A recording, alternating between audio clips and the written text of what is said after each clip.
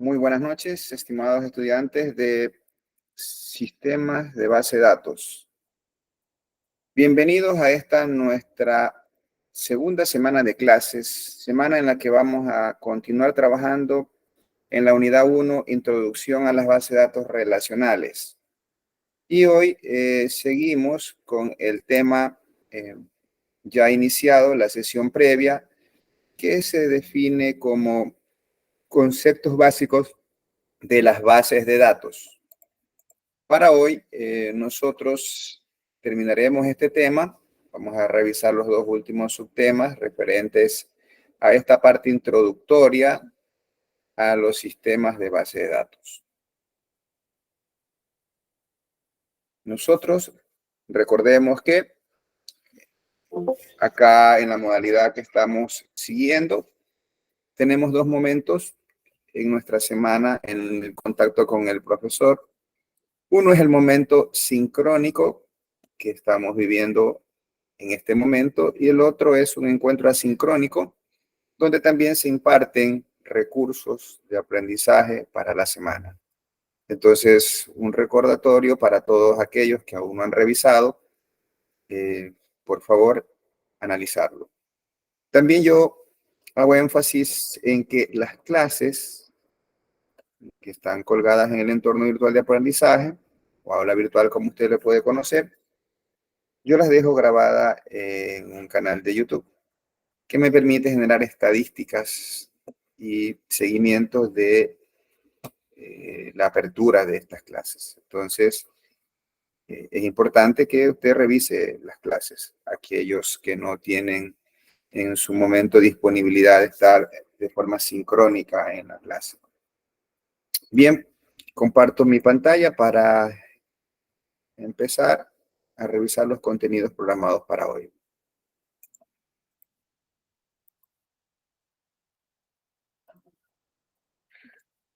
Como anticipé, y bienvenida a los que recién se conectan, la más cordial de las bienvenidas a esta segunda semana de clases, donde seguimos trabajando la unidad número 1, Introducción a las bases de datos relacionales. Y el día de hoy planteamos terminar el tema conceptos básicos de base de datos que iniciamos la sesión anterior. Seguimos con el mismo objetivo, describir los conceptos básicos de las bases de datos de forma coherente para empoderarnos de estas definiciones, que es lo que venimos haciendo desde la sesión previa. Hoy revisamos dos subtemas.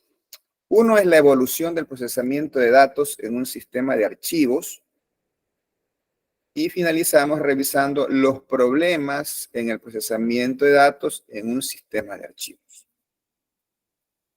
Si bien es correcto que aquellos trabajos de procesamiento informático en sistemas de archivos ya no los llevamos acá en la actualidad, es importante conocer la historia, conocer cómo ha evolucionado el procesamiento de datos hasta llegar a lo que tenemos en la actualidad, incluso dar una perspectiva, como hemos así revisado las sesiones previas.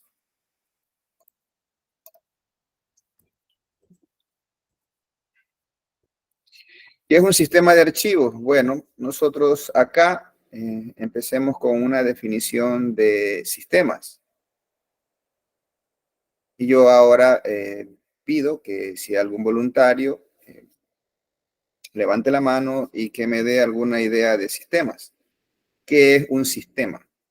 ¿Sí? Por favor, ¿alguien tiene alguna definición de qué es un sistema? Levante la mano. Sería un conjunto de programas. Buenas tardes.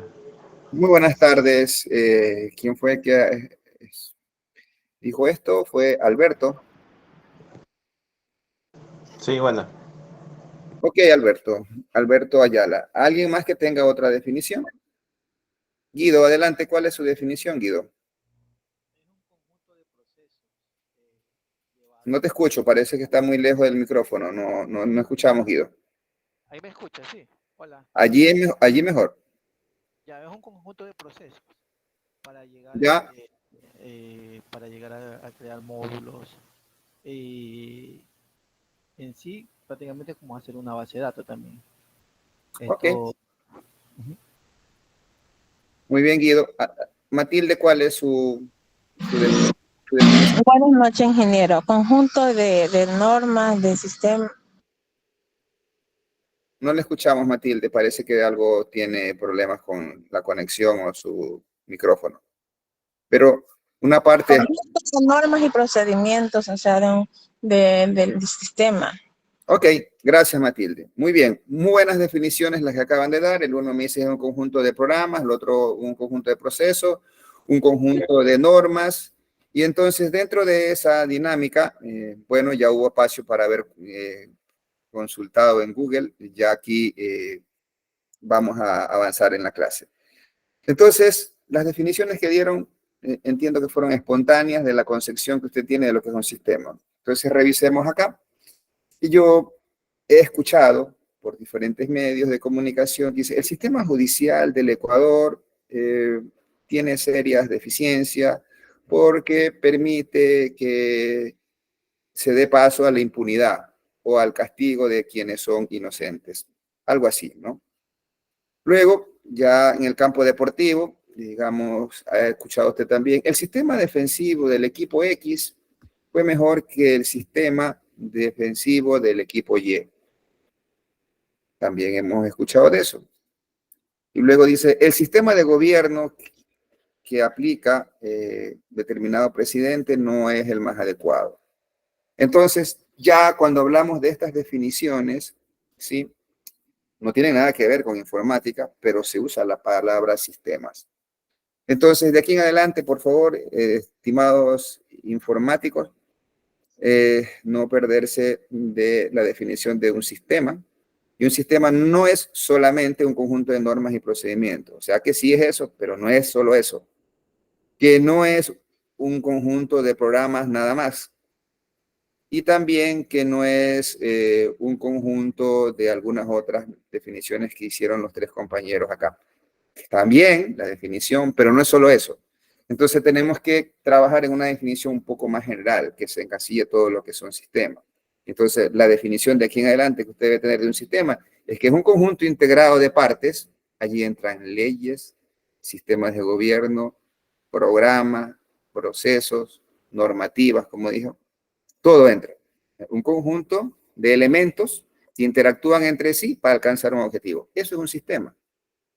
Los sistemas, o la teoría general de sistemas, tiene su origen en lo biológico y el tratado de la teoría general de sistemas, lectura obligada para ustedes, deberían conseguirla, porque están dentro del campo, es de Bertalanffy. Tiene algunos años ya, por favor, buscar eso y estar atentos de esas definiciones.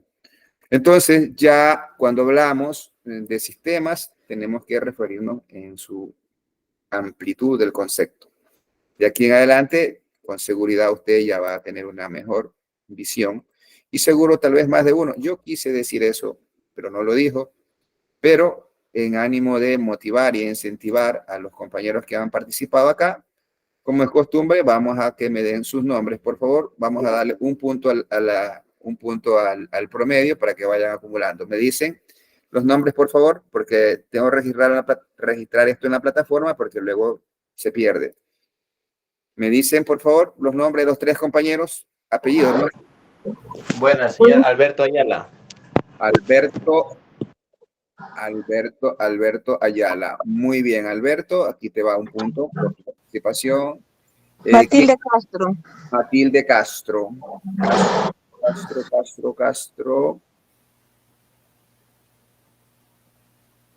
Castro Matilde. Muy Guido bien. Torres. Y Guido Torres. Torres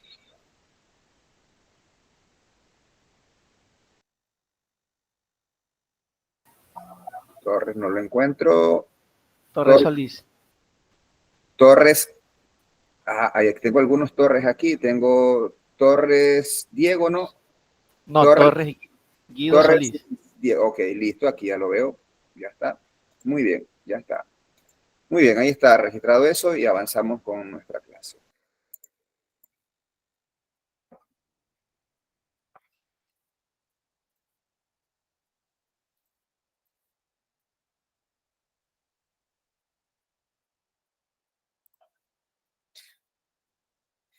Dicho que es un sistema, vamos a ver que un sistema de archivos no es otra cosa que un conjunto también de elementos que es parte del sistema operativo. El sistema de gestión de archivos es el que maneja el sistema de archivos en un computador. Y también se definía a un sistema de archivos aquel mecanismo de manejar esos archivos previo a la aparición de las bases de datos. Un sistema de archivos básicamente es el que controla cómo se almacena, cómo se organiza y cómo se recuperan los datos en un dispositivo de almacenamiento. Y esto es a cargo del sistema operativo. Por ello es que cuando hablamos del desempeño de las bases de datos, vamos a ver que este desempeño, mayor o menor, se ve directamente afectado por el sistema operativo que se utilice. Se dice, algunos expertos, bueno, en algo yo también comparto eso, sin ser un experto tanto, pero dicen que el mejor motor de base de datos y uno de los más utilizados es Oracle. Sí, el más estable, el más robusto, que soporta más transacciones y todo lo demás. Oracle existe en sus diferentes versiones para poder ejecutarse en más de un sistema operativo, es decir, por ende, en más de un sistema de archivos. Pero donde alcanza su mayor performance o su mayor desempeño es en el sistema operativo Linux o en su momento Unix. No en otros que también son buenos, pero tienen ciertas desventajas cuando comparamos en sí lo que a sistemas de archivos se refiere.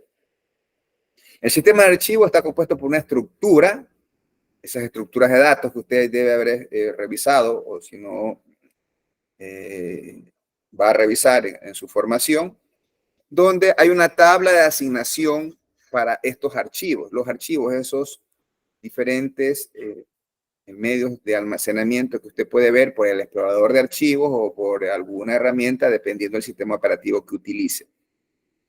Entonces, es el que maneja la asignación de ese espacio en disco y es el que en esa tabla de asignación de archivos, es como un índice, como un directorio, como usted cuando llega a un edificio, ahí usted encuentra un directorio y para saber el abogado tal, oficina tal, piso tal. Entonces, es así la tabla de asignación de archivos para ubicar desde ese directorio a un lugar específico en el disco donde finalmente son los datos almacenados.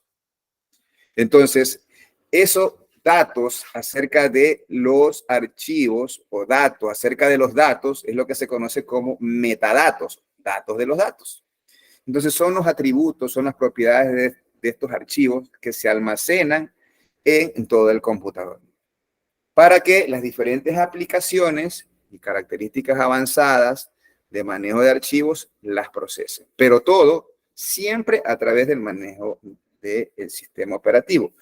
Entiendo ustedes tienen una asignatura que es sistemas operativos o algo similar y allí van a ver más detalle acerca de los sistemas de archivos que tienen características, ventajas, desventajas, cada uno de los sistemas operativos.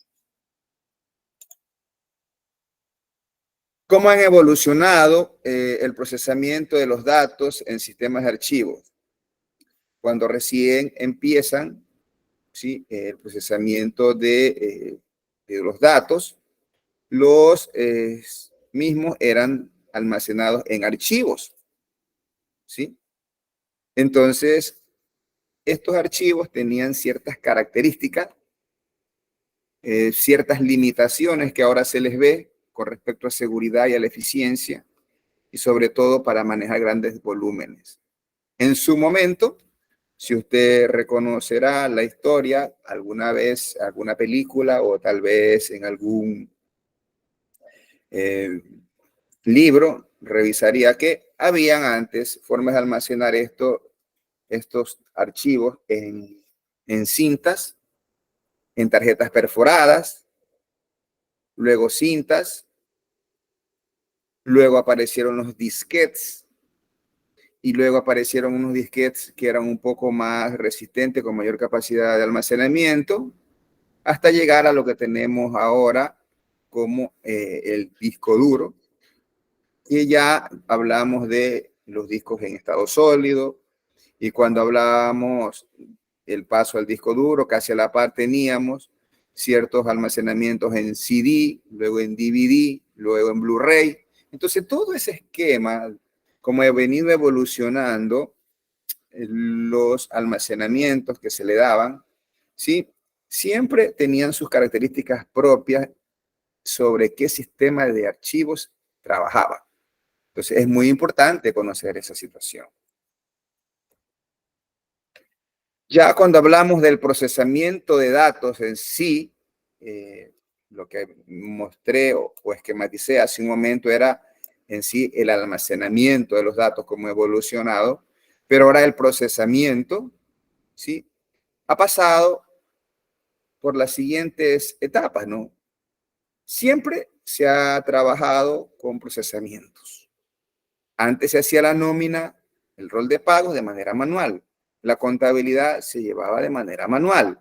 Entonces, uno de los pasos que se dan es del procesamiento manual al automatizado, ¿sí? Estos archivos a los que hice referencia inicialmente, que estaban almacenados en algún medio antiguo, o incluso ya cuando aparecieron los discos y se trabajaba con archivos, todavía no aparecían las bases de datos, se tenían que trabajar de forma secuencial. Es decir, un archivo, para poder buscar en él, no habían esos métodos acelerados de búsqueda o acceso directo. Tenía que pegarse una barrida secuencialmente a todos los registros de un archivo hasta llegar a alguno específico. Así se empezaba antes. Ahora ya usted tiene un acceso en tiempo real, donde ese archivo es cargado de memoria, el acceso va más directo. Antes se trabajaba de manera estructurada, es decir, ya tenía determinados casilleros, determinados campos, y solo sobre eso se podía trabajar. Ahora ya sabemos que existen incluso hasta esas bases de datos de texto, bases de datos documentales, donde ya los datos no necesariamente están estructurados. Antes usted tenía el procesamiento de datos, que siempre se debía tener un servidor, y todo estaba centralizado allí.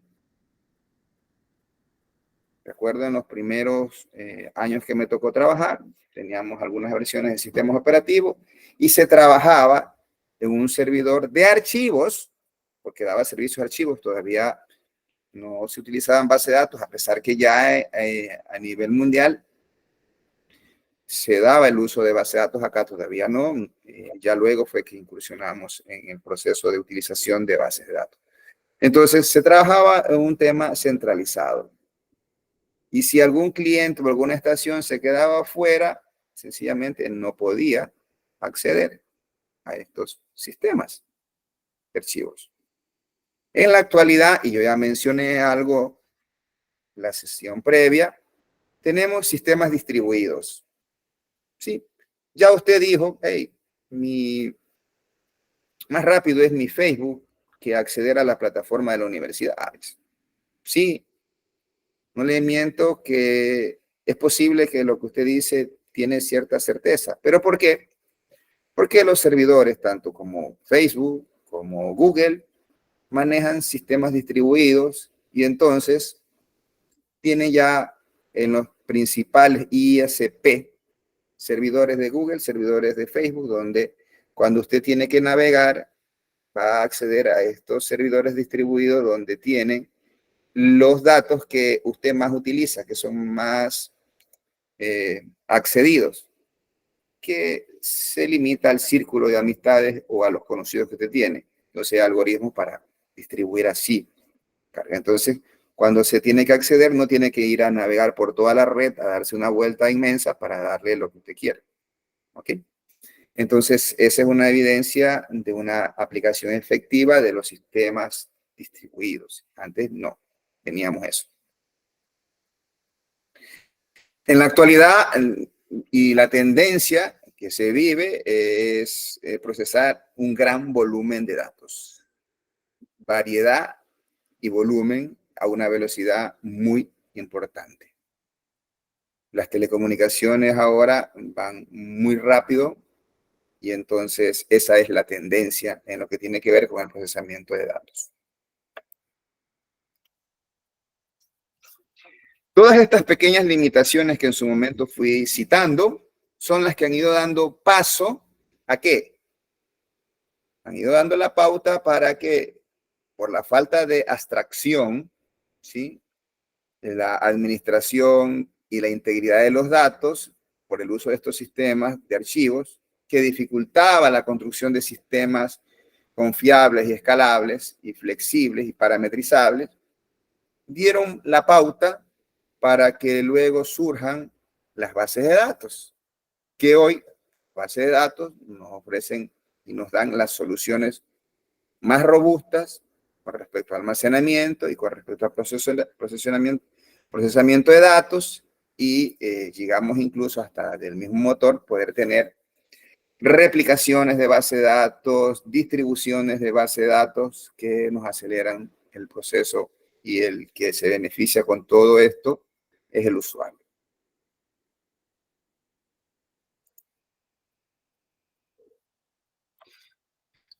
Cuando nosotros trabajábamos, cuando se utilizaban sistemas basados en archivos, ¿sí?, ¿usted qué tenía? Tenía programas de aplicación, ¿sí?, que le daban servicio a los usuarios finales, tal cual como usted tiene ahora. Pero en esa época, esos programas, por ejemplo, el de nómina, el de contabilidad, recuerdo mucho en una de las primeras empresas donde me tocó trabajar, para ellos la nómina era sagrada y era lo que tenían sistematizado desde tiempo atrás, inclusive desde que ellos utilizaron equipos IBM con tarjetas perforadas, luego con cinta, ¿sí? Entonces, por la cantidad de personas que tenían laborando allí, la nómina se convirtió en un proceso clave. Entonces existían esos programas de aplicación que servían para resolver la nómina, por ejemplo. Entonces acá, en esa época, cada programa gestionaba sus propios datos, ¿sí? Si usted tenía, por un lado, el sistema de nómina, que trabajaba por allí los roles, tenía el maestro de trabajadores y todo el detalle de los haberes y los egresos, está bien por un lado. Si usted tenía, y eso asociado a un programa de aplicación. Por otro lado, usted podía tener un sistema que le servía para darle soporte al tema de inventarios, ¿sí? Y a su vez tenía por otro lado un tema de un sistema de facturación. Y cada uno de ellos tenía sus propios datos. Ese esquema de trabajo fue útil durante muchísimos años. O sea, pasar de un esquema manual, como lo mencionamos hace un momento, a tener lo que menciono, era un logro significativo. Pero, si nosotros teníamos un sistema de archivos para el sistema de inventarios y otro para el de facturación, y aquí yo le digo, si hablamos de facturación e inventarios, ¿qué tienen de común esos dos sistemas? ¿Qué datos pueden compartir? ¿Algún voluntario acá? Bueno, Patricio, ¿cuál sería un dato común entre estos dos sistemas? La mercadería, la existencia de mercadería. Correcto, Patricio. Así sería la existencia, el stock. Entonces, pero como se manejaban con sistemas de archivos por separado, cada uno tenía un maestro de productos de manera independiente. Ya luego evolucionaron y se integraron, ¿sí? Pero básicamente así eran como trabajaban antes los sistemas de archivos. ¿Quién fue el que habló en este momento? Fue Patricio, ¿no? Patricio creo que fue. Sí. Por favor, ¿me dice tu apellido? Luque Rodríguez. Luque Rodríguez. Muy bien. Luque, ¿tú trabajas en sistemas ya? No. Trabajaba en algo de contabilidad, por eso tenía idea. Ah, ya, tienes la base. Perfecto. Ahí te va bien 2 puntos al promedio. Si no te va bien, me dices y te los quito. Si te va bien. Sí, ingeniero, gracias. Ok, aquí está. Luque Patricio Javier, está bien, ¿no? Sí, sí, ingeniero. Perfecto. Muy bien. Entonces, es así que habían estas limitaciones. Le digo, a mí me tocó no trabajar en ese extremo, que tenía sistemas de archivos independientes. Ya luego me tocó trabajar en sistemas que sí tenían esa situación de compartir ya un maestro de productos, como el ejemplo que cité, pero eran sistemas de archivos como tal, que vamos a ver algunas limitaciones, que es lo que programamos también en la clase de hoy, que en breve se las digo. Sí me tocó trabajar en esa época cuando había un paso, y todos aquellos que nos tocó trabajar en esa época, el paso de los sistemas de archivos a base de datos. En esa época hubo una proliferación de lenguajes importantes que ya ustedes creo que no los van a ver, aunque en algunas empresas todavía utilizan. Lenguajes como el COBOL, definido como un lenguaje para los negocios, para manejo de programas de aplicación comercial. Es más, su definición al castellano es así. Y luego también había un lenguaje de programación que se llamaba RPG, un lenguaje definido para trabajar exclusivamente reportes. Luego ese lenguaje fue evolucionando y ya también te permitía no solo generar reportes, sino que generar algunas aplicaciones interactivas para poder desarrollar. Entonces, principalmente este tipo de lenguajes se daban en las plataformas IBM de su momento, los sistemas IBM, y empresas medianas y grandes utilizaban este tipo de. Yo tuve la oportunidad de trabajar en alguna de ellas, luego ya vinieron la proliferación, el auge y la masificación de uso de las microcomputadoras que surgen con IBM, cuando aparecen las PC, así se llamaban, PC, Personal Computer de IBM, ese es el origen. Y entonces allí es cuando usted ya pudo tener el lenguaje COBOL y RPG, que antes lo tenía solo en equipos grandes, también en estas micros. ¿Ok? A la par también, por esa época habían, estamos hablando 85, 90, por allí. Bueno, no soy tanto de esa época, pero conozco que venían acá. Yo empecé a trabajar recién allá en el 92, por allí. Sí, usted trabajó en DOS, Edgar. Edgar, usted entonces es de mi edad, Edgar. Sí, bueno, sí, efectivamente, los compañeros acá que se informen, DOS. DOS es Sistema Operativos en Disco. Me tocó trabajar en eso. Que resulta que en esa época, para poder encender el computador, tú tenías que venir con un disquete de 5 1/4, 3 1/2 pulgadas. 5 1/4 era un poquito más grande, pero almacenaba menos espacio. Antes había unos de 8, que eso se trabajaba en otros equipos, no en PC. Y ya cuando surgen los discos de 3 1/2 pulgadas, eran ya un poquito más de nivel, se puede decir, ¿no? Eso yo era estudiante, allí sí los vi, ¿no?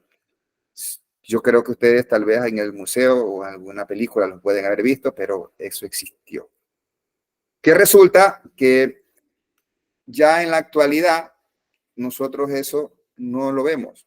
Sí hay unas empresas de medianas y grandes que requieren profesionales en RPG y en COBOL aún, no para trabajar en micro, no para trabajar en algunos aspectos en la banca nacional, todavía tienen aplicaciones o procesos en ese tipo de plataformas por cuestiones muy puntuales que ya sabrán. Pero ya esos también trabajan con accesos a base de datos, que para ellos la base de datos de IBM era la base de datos DB2. Es un tema importante que usted debe conocer de la historia, cómo evolucionaba el procesamiento de datos y el tema de almacenamiento de datos, pasando desde los archivos hasta lo que tenemos en base de datos. RPG me gustó mucho. Llegué a trabajar, es más, fui ayudante cátedra en programación RPG en la universidad y ya luego, unos cuantos meses, trabajé en algo en RPG cuando me tocó en mi segundo trabajo, pero principalmente ya luego me volqué migramos todo a trabajar en bases de datos.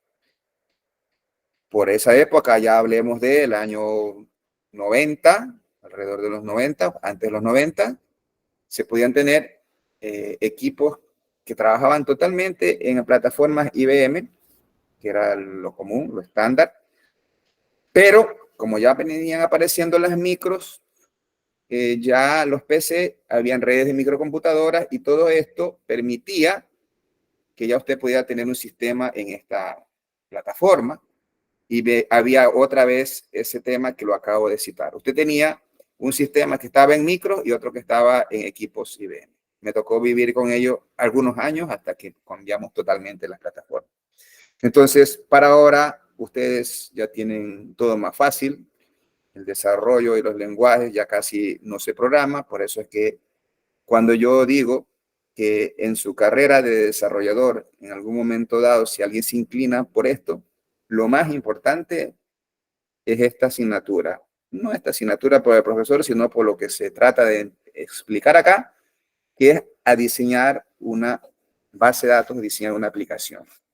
Siempre le he dicho yo, desde que me ha tocado trabajar, una vez que usted ha diseñado una base de datos, diseñado un sistema, ya solo queda la trivial tarea de programar. Y programar cualquiera lo puede hacer, pero no cualquiera puede diseñar una base de datos.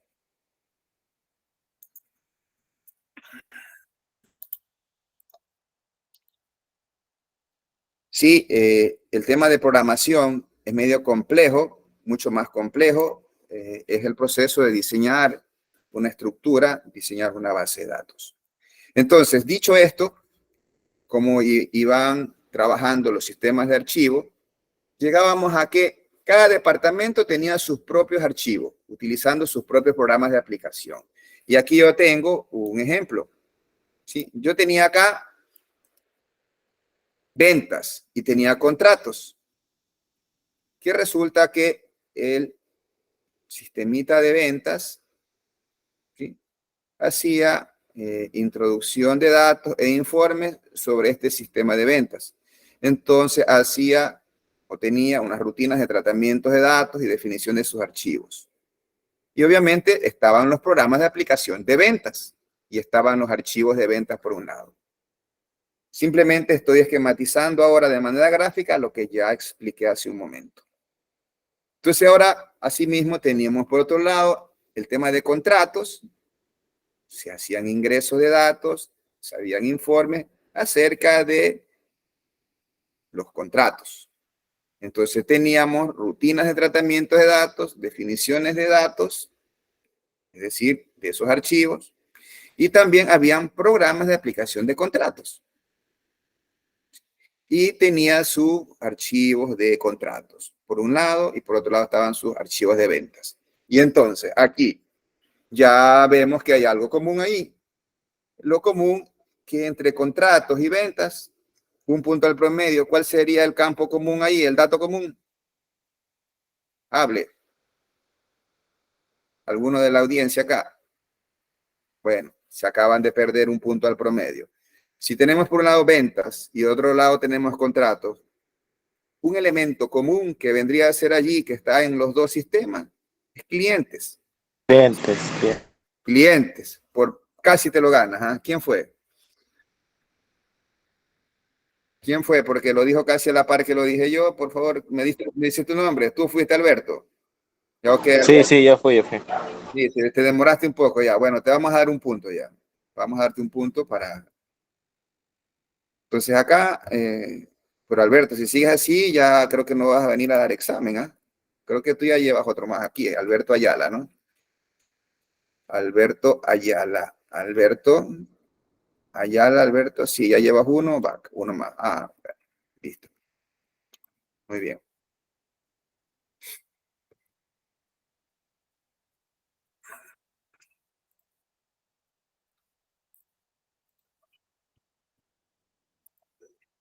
Acá, como creo ya nos hemos dado cuenta, tal vez hay una lámina, pero detrás de esa lámina hay más explicación que lo que dice la gráfica. Entonces debemos estar atentos porque todo ello que se ve en las clases, con la participación de los compañeros, es insumo para este curso y por ende va dentro de las evaluaciones. Así vamos ahora a puntualizar todos aquellos problemas o limitaciones que se daban en un sistema de archivos. Nosotros tenemos acá que lo primero es que había una separación y aislamiento de los datos. ¿Sí? Por un lado estaban los datos, ¿sí? Estaban un poco independientes de aquellos los programas. Si bien es cierto, ya se sabía para qué sistemas eran, pero existía esa separación, ese aislamiento. Entonces, ¿qué implicaba eso? Ya lo vamos a revisar al detalle. Luego teníamos que existía duplicidad de datos. Vimos un ejemplo hace un momento. Clientes iba a estar en contratos y en ventas. Dependencia entre los datos, es decir, los programas estaban muy dependientes de cómo estaban los datos definidos. Vamos a ver un poco más al detalle de eso en un breve. Los formatos eran incompatibles. A mí me tocó alguna vez trabajar sobre un proceso previo para llevar a una estandarización que la otra herramienta la puede utilizar. ¿Ya? En esa época de manejo de archivos, en la cual me tocó vivir un momento, puedo dar fe de que las consultas y la proliferación de programas de aplicación para sacar múltiples reportes era bastante amplia. O sea, había mucho en programación para poder atender al usuario. Entonces, cuando hablamos de la separación y aislamiento de los datos, entonces cada archivo estaba aislado, no estaba relacionado, como ahora ya lo veremos en las bases de datos. Entonces, para poder hacer informes, había que integrar a veces esos datos que estaban separados, esos archivos que estaban separados. Yo hice un ejemplo de que me tocó trabajar en un ambiente de micros y otro estaba en ambiente de IBM, pero la contabilidad siempre, recuerdo, la tenían en equipos IBM, equipos de esa categoría, que eran equipos grandes, y habían otros procesos de producción, básicamente, estaban en ambiente de redes de microcomputadora, pero se requerían informes consolidados por la parte financiera más la parte operacional. ¿Y qué era lo que teníamos que hacer? Como era más complejo trabajar en ambientes de mini computadores, ¿sí? En esa época eran los famosos AS400 de IBM, que seguramente más de alguno, porque veo algunos de mi edad por acá, han de haber escuchado, y los que no, por favor, revisar por allí en la historia que eran equipos AS400 de IBM. Entonces, como ejemplo, teníamos eso, y por otro lado teníamos una red de microcomputadores que trabajábamos con sistemas de archivos y que trabajaban en una red que en ese momento se llamaba, todavía no había la red Windows, por si acaso, como la conocemos ahora, era la red de un sistema operativo que se llamaba Novell. Entonces, se requería sacar informes consolidados, y ¿qué era lo que había que hacer? Llevar los datos de la micro al ambiente de AS400 o traer de AS400 al ambiente de micros. ¿Ustedes cuál creen que era la vía que seguíamos nosotros? ¿Y por qué? ¿Un voluntario que pueda conceptualizar lo que acabo de preguntar? Sí, repito, nosotros teníamos acá un ambiente que estaba cargado de sistemas, principalmente la parte financiera, que estaba en ambientes AS400 de IBM, y que se trabajaba allí con unos lenguajes de programación que eran COBOL, RPG, y luego teníamos un ambiente de micros que trabajaba ya con los sistemas de archivos, primeros pasos de lo que era una base de datos, y teníamos allí que sacar informes consolidados.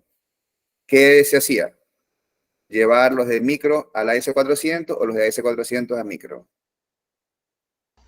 Creo que de micro es 400 ingenieros se hacía. Ya. ¿Alguien más? Patricio. Llevarlos a la micro, sí. ¿Por qué? ¿Por qué tú crees que era así, Patricio? Porque porque usted me acaba de decir que ahí ya tenía un sistema más parecido a lo que actualmente es una base de datos. Ya, Entonces me perfecto. iba a permitir trabajar mejor. ¿Qué edad tienes, Patricio? 39. 39. Ya, no trabajaste tampoco, entonces creo, en ambientes de micro, en esos ambientes. Bueno, tu respuesta fue basada en el razonamiento de mis palabras previas y efectivamente así fue. ¿Sí?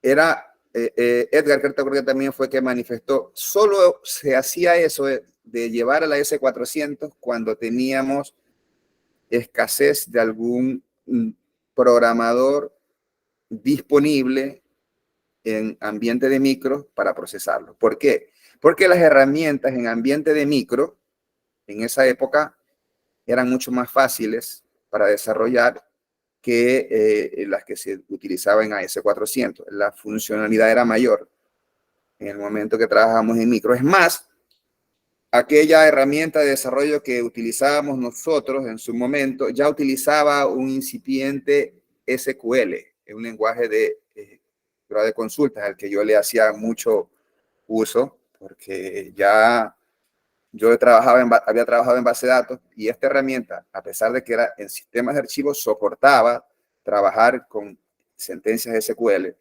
Entonces, lo que tú podías hacer en una sentencia SQL de 3, 4 líneas, en otro lenguaje de programación te representaba fácilmente 2, 3 o 4 páginas de código de programar.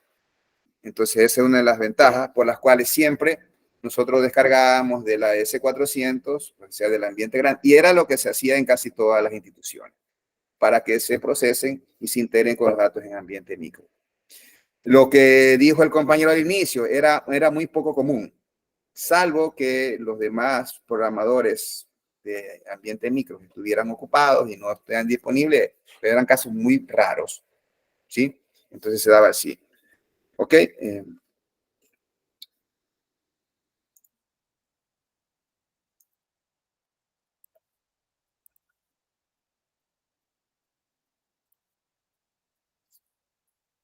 Entonces, los desarrolladores teníamos que hacer lo que acabo de explicar. Primero, sincronizar y consolidar, y esto implicaba un esfuerzo grande de programación, porque usted tenía unas estructuras diferentes en uno de los ambientes, orígenes al ambiente destino, y entonces incluso los nombres de los campos a veces no eran los mismos. Es más, la estructura respecto al tipo de datos a veces no era la misma, y entonces eso repercutía en un esfuerzo de programación para poder generar los informes gerenciales que requerían los directivos en aquella época. Cuando hablamos de la duplicación de los datos, entonces acá ya lo vimos. El sistema de contratos que vimos en la gráfica tenía ya un maestro de clientes y el sistema de ventas también tenía un maestro de clientes. Entonces esto llegaba a tener una duplicación de datos. Entonces consumía obviamente un mayor almacenamiento en disco que para esa época era muy costoso. Se perdía la integridad de los datos. Nosotros ya explicamos muy bien en la clase anterior lo que es la integridad de datos, ¿sí? Entonces allí no se podía controlar eso. Y entonces cuando teníamos que hacer actualizaciones, se tenían cuestiones descentralizadas que generalmente ocasionaban complicaciones. Es decir, tú tenías que tener algún proceso de que haga algo aquí y luego sincronice con otro.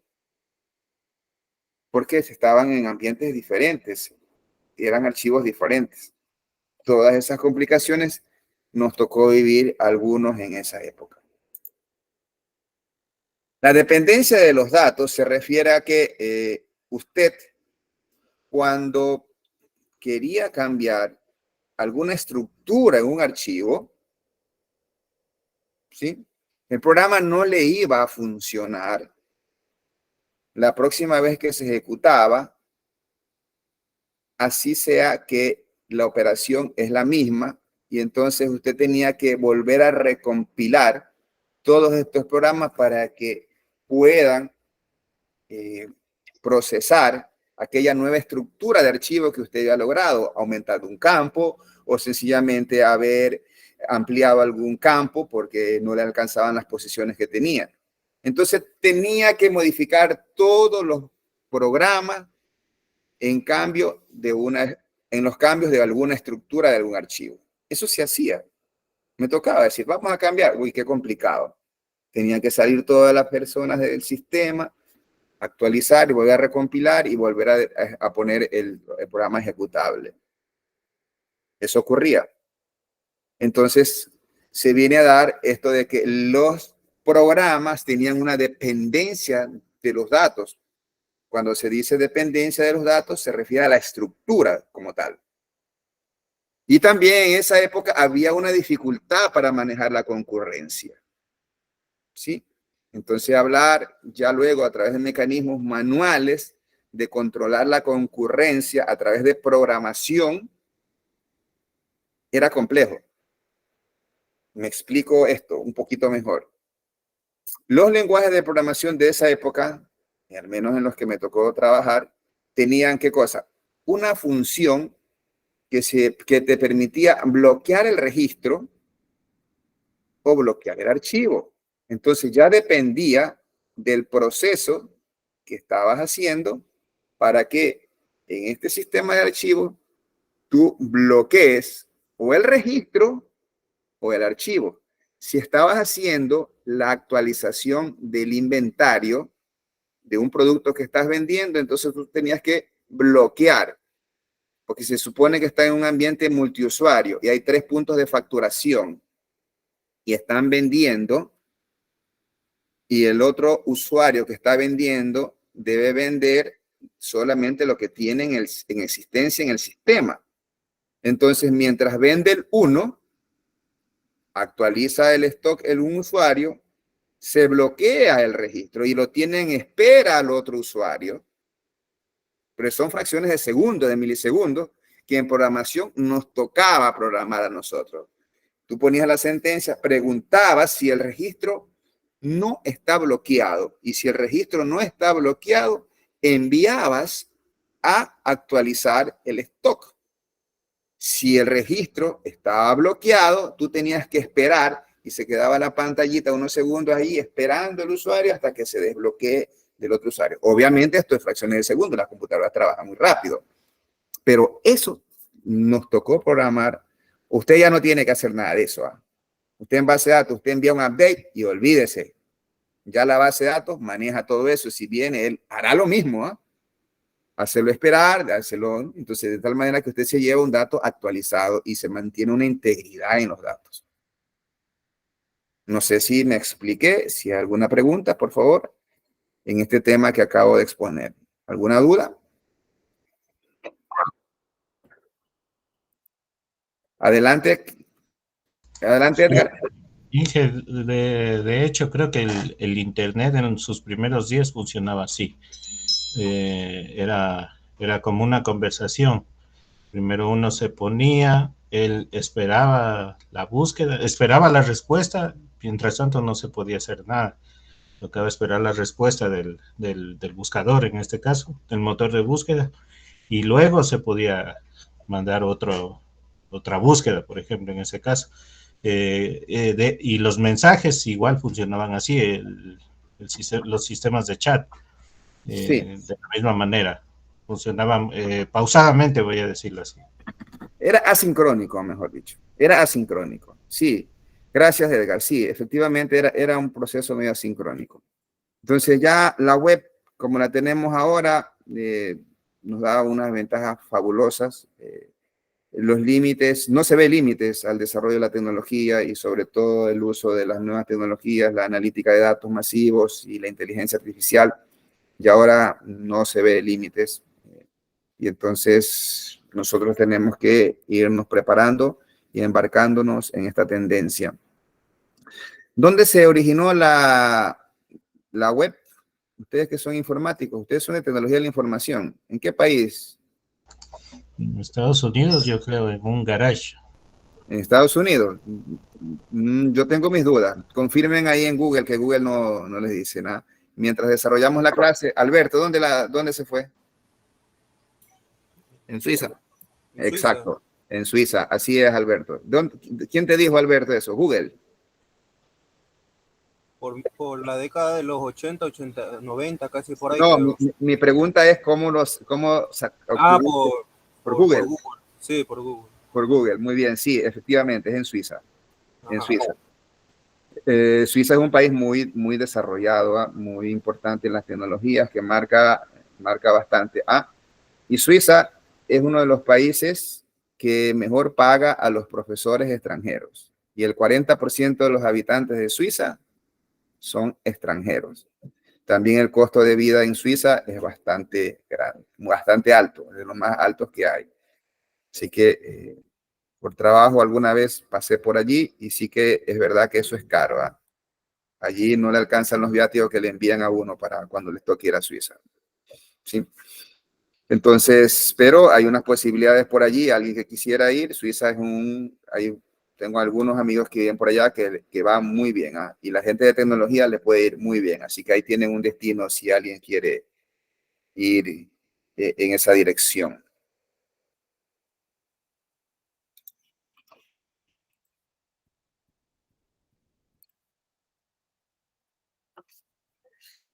Otra limitante que teníamos de los sistemas de archivo es que los formatos eran incompatibles. Yo ya lo mencioné, ahí había, por ejemplo, ya mencioné, pero ahora lo tiene formalmente para material de estudio. Tenía usted programas en COBOL, se utilizaba mucho para propósitos específicos el lenguaje C. Entonces, lo que usted tenía en COBOL no necesariamente era el mismo formato que tenía en lenguaje C. Entonces eran formatos diferentes. COBOL era un lenguaje orientado a los negocios. Lenguaje C es un lenguaje de propósito general. Puede hacer absolutamente todo lo que quisiera hacer en lenguaje C. Desde sistemas operativos hasta programas de aplicación podían hacerse en lenguaje C. Entonces, había procesos complejos para llevar a formatos compatibles. Me tocó vivir más de una vez esto. Entonces, ¿qué es lo que se hacía? Cuando bajábamos de la S400, de estos equipos grandes, o que trabajaban también, la banca también manejaba exactamente lo que yo acabo de citar, un ambiente de microcomputadores, un ambiente de mainframe o equipos grandes, y entonces para bajarlos tenían que, en un formato compatible, que era lo más compatible es un archivo texto. Entonces, un archivo texto, y luego lo cargaban a las estructuras que manejaban ya los programas, ya sean en microcomputadores, o si a veces ocurría el proceso contrario de llevarlo hacia los lenguajes que estaban en las plataformas de los equipos grandes. Entonces, tocaba hacer ese esfuerzo de llevarlos a formatos compatibles. Entonces, es un proceso complejo que exigía programación. Solamente el proceso de conversión tenías que hacer un programa para convertir esos archivos y llevarlos a un formato compatible. Entonces, aquí se hace un poco más de énfasis en que existía una dependencia entre los programas y los datos. Entonces, había un alto costo de programación. Yo recuerdo que en esa época eran muy retribuidos los programadores en COBOL, en RPG, en estas plataformas. Es más, conversaba con un compañero, un amigo, de hace algunas semanas, y decía que aún hay necesidad de estos programadores en algunas partes para conocer o tratar algún proceso específico en estas plataformas que estoy mencionando ahora como COBOL y RPG. ¿Sí?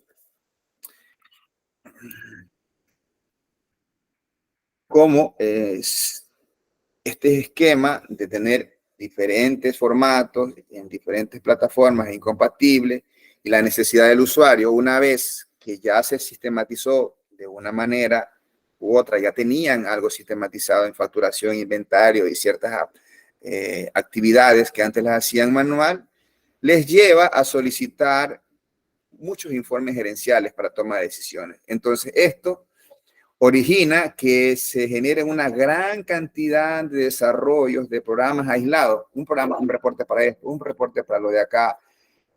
Yo recuerdo haber tenido unos usuarios, brillantes usuarios de del área financiera, todavía trabajan allí, estaban a punto de jubilarse.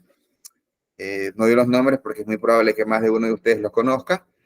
Eran tanto el nivel que tenían estos usuarios que podían hacer consultas y accesos a las bases de datos y los extraían de allí los datos y luego los llevaban a Excel para procesar ciertos informes. ¿Sí? Entonces, cuando teníamos estas situaciones, no había mecanismos de seguridad o de integridad y alguna vez más de una cuestión inapropiada fue identificada en su momento. Me tocó revisar e identificar algunos casos de manejos inadecuados por parte de usuarios finales dentro de este tipo de aplicaciones que no tenían estos controles. Entonces, una vez que tenían esta cantidad de sistemas aislados así y la necesidad integrada de reportes, había que programarlos, había que desarrollarlos. Y entonces eso aumentaba la cantidad de desarrolladores. Y entonces esto originó que muchas veces se tengan programas en una cantidad muy, muy alta y ya luego hasta perder el control de los mismos. En este tipo de herramientas de la época no teníamos recuperaciones ante los fallos, o sea, era muy limitado, o sea, si se cayó, no, mira si hay algún respaldo, generalmente hay unos respaldos en cintas, esas famosas cintas magnéticas, parecidas a las de cassette, otras eran unas cintas más grandes, los equipos grandes, y sencillamente lo que se hacía allí es los respaldos. Para eso se manejaban en la época ciertos protocolos de respaldo, porque lo que tenía que hacer usted cuando respaldaba en esos tipos de almacenamiento, lo peor que podía hacer es que usted los respaldos los deje en el mismo departamento de sistema. Tenía que manejar un protocolo de esos respaldos, tenía que salir fuera de la dependencia, había unos estándares, porque si ocurre una catástrofe dentro de la institución, ¿de qué servía tener respaldos si los tenía en el mismo lugar donde hubo el atentado, donde hubo la inundación? Entonces tenía que existir un protocolo para que eso, a una cantidad de kilómetros de distancia, debían estar esos respaldos para poder procesarlos de manera adecuada si se cayó toda la empresa y tienes que montar otra vez la empresa desde cero. A mí me tocó manejar ese proceso, yo tenía un protocolo y solo con la firma mía se entregaban los respaldos, pero con mi firma no podían salir esos respaldos del casillero bancario, ¿no? Porque yo no era el gerente general. Entonces yo solo era el administrador de la base de datos. Entonces existían esos protocolos y solo con la firma del gerente general podían salir las cintas. Yo solo podía enviar y probar. Porque lo peor que te podía pasar es que tú saques los respaldos y cuando los tengas que utilizar no funcionen. Pasaba. Gracias a Dios nunca me ocurrió a mí, pero sí conozco casos de algunos que les ocurrió. ¿Ok? Entonces, esas limitaciones son las que se tenían por acá. Y así hemos llegado a esta parte introductoria en un tema muy importante del manejo de los sistemas de archivos que hemos visto el día de hoy. Tenemos acá un espacio para interactuar con ustedes y conocer alguna retroalimentación que usted requiera o alguna duda sobre la clase de hoy. Adelante, ¿alguna inquietud?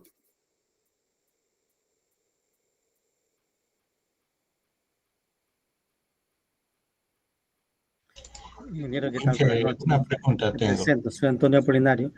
Con Ya. respecto a los trabajos de los grupos, usted dijo que le va a crear. Yo todavía no veo que crean un grupo, no sé en qué momento puede crearlo, no sé.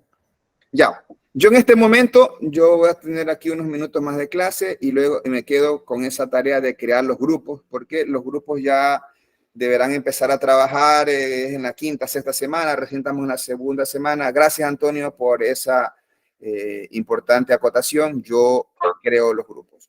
Creo que antes de Olga, alguien más también quería intervenir. ¿Alguien más quería intervenir? Ingeniero, buenas noches, disculpe que le interrumpa. ¿De cuántos integrantes son de los grupos? Disculpe que yo entré un poquito tarde, no escuché muy bien. Los grupos los voy a constituir yo. Tranquilos, ya Okay. ahí va a salir la cantidad de integrantes que tiene, ¿sí? Ya, ok, gracias, muy amable. Ya, hasta lo visto el día de hoy y lo que está programado en la clase asincrónica, va la evaluación que es la próxima semana. ¿sí? La próxima semana tenemos un test, el primer test del parcial. ¿Ok?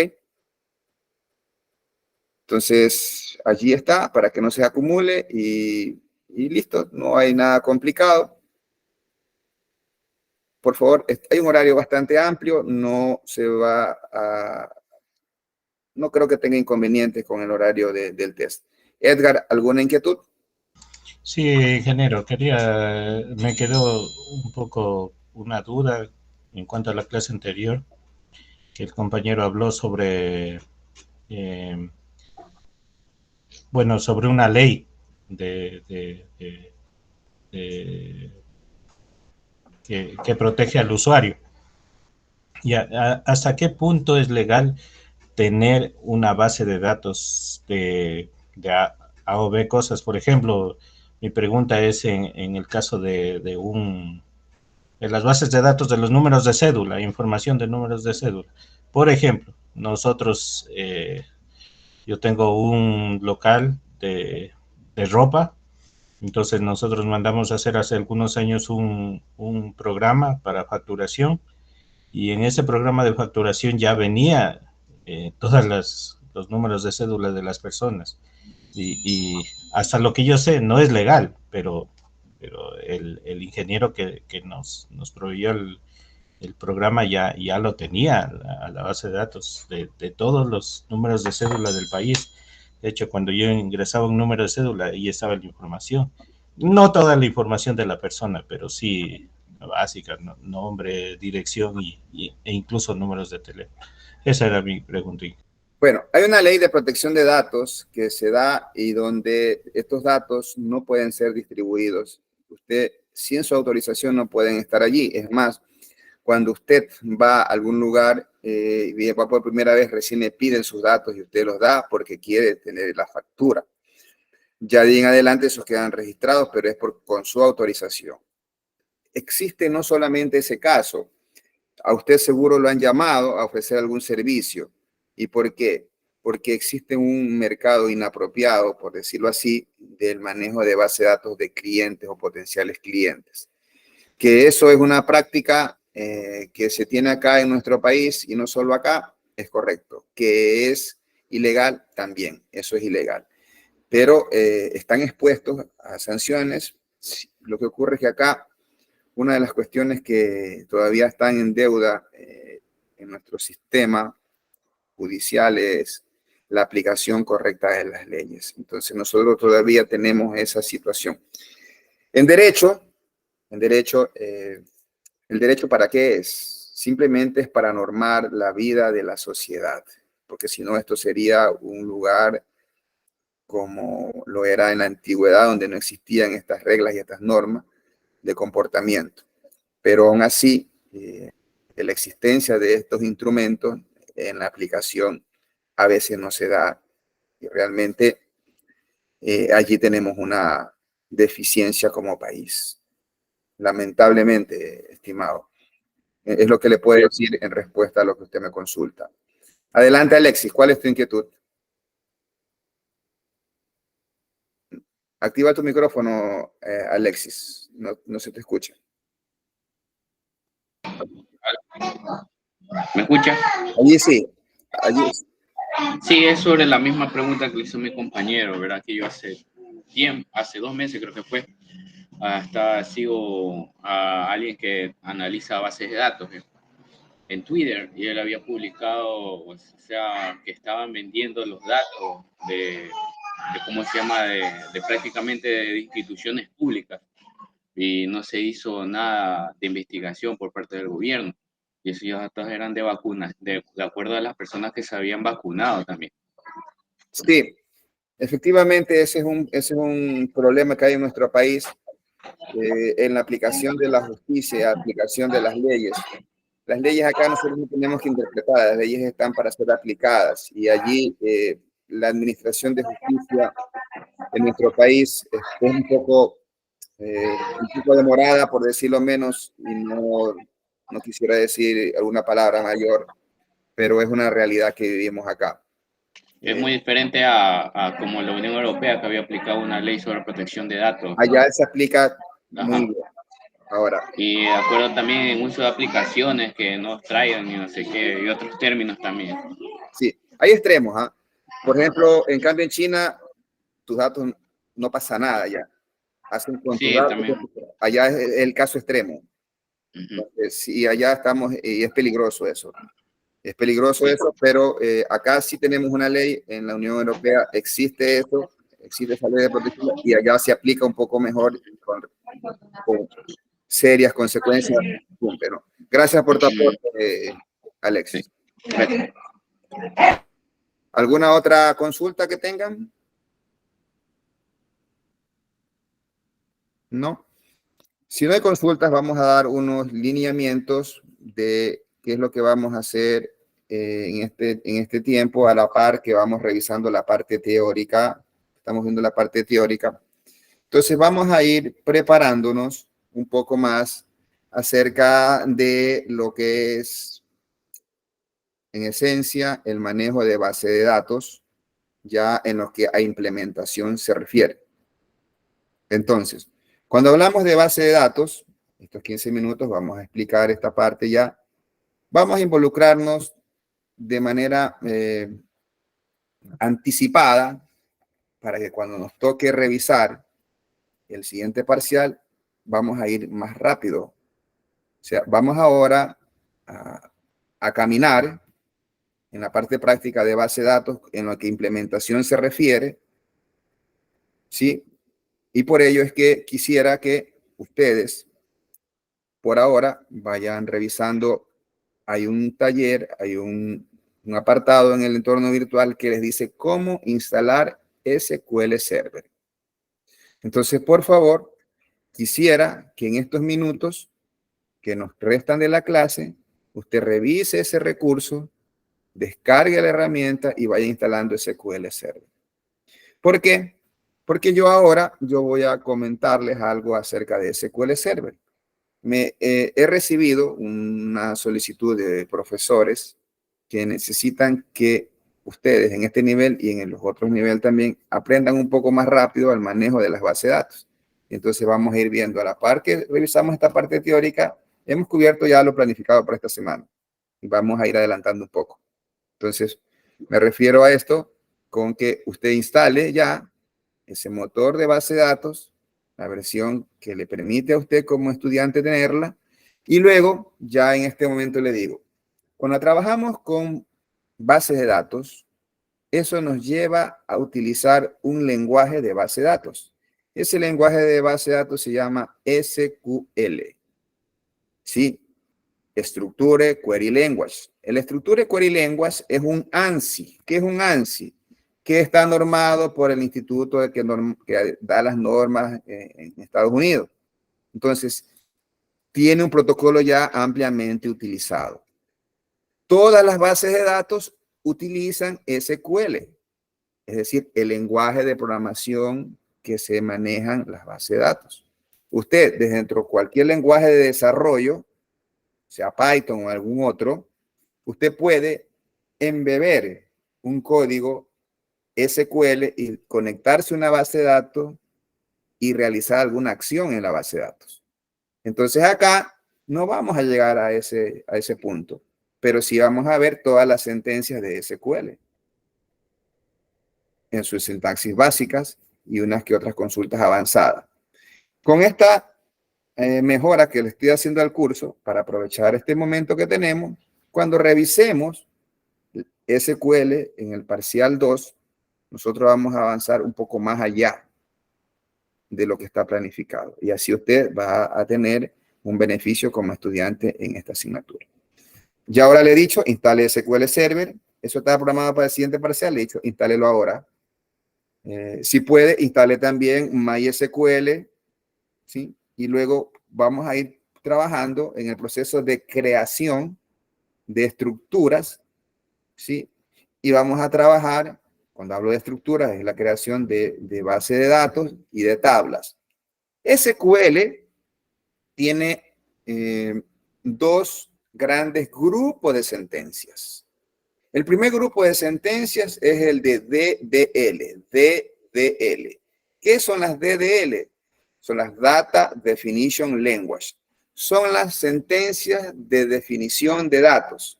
Son las sentencias para crear base de datos, crear tablas o crear otros objetos de las bases de datos. Son todas las sentencias create o las sentencias alter, que sirven para modificar las estructuras o modificar los elementos de base de datos. Repito, existen dos tipos grandes de sentencias de SQL. Las primeras son las DDL o Data Definition Language o sentencias de lenguaje de definición de datos. ¿Sí? Allí están las sentencias create, las sentencias alter. Luego usted también tiene las sentencias que más se utilizan, que son las DML o de Data Manipulation Language. Esas sentencias son allí la sentencia select para hacer una consulta, la sentencia insert para hacer una inserción de registros en una tabla, la sentencia update para poder hacer actualizaciones en una tabla y la sentencia delete para eliminar registros en una tabla. Ya allí no vamos a confundirnos, no vamos a complicarnos un poco más. Poco a poco vamos a ir avanzando en esa dinámica.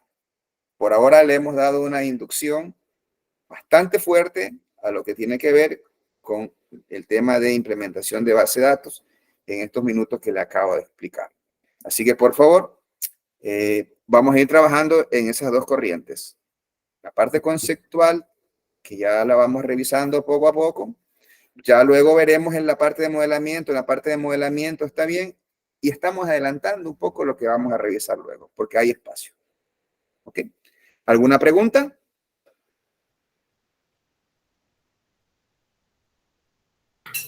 Sí, ingeniero, hay que instalar los dos, MySQL. MySQL y SQL Server. Lo escribo en el chat. Gracias. Ok. Muy bien. Está buscando en el recurso que está en nuestra plataforma. Está programado para el siguiente parcial. Allí va a estar las pautas. Yo le reviso y allí está el paso a paso de cómo instalar esto, ¿no? Que tengan éxitos en su semana. Perfecto, ya lo vio. Procesamos ese encargo que tenemos para la siguiente sesión. Que tengan muy buenas noches. Gracias, ingeniero. Buenas noches. Gracias, ingeniero. Buenas noches. Buenas noches. Buenas noches.